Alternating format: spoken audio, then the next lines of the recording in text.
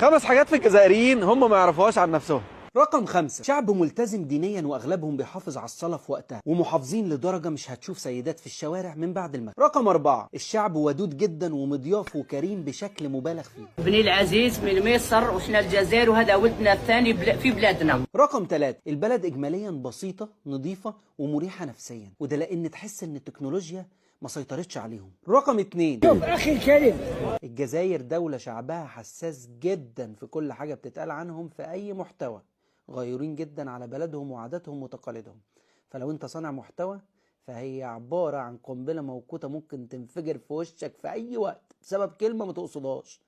فحاول يبقى معاك شخص من البلد احسن عشان تتفادى غلطات ممكن تدمر بيها مستقبلك المهني كله. اما رقم 1 دي هسيبها لكم انتوا تكتبوها في التعليقات عشان نعرف اكتر عن الجزائري. اما بقى لو حابب تشوف ده بنفسك فانت ممكن تطلع معايا الرحلة الجاية للجزائر، اكتب لي الجزائر في التعليقات وهبعت لك تفاصيل الرحلة.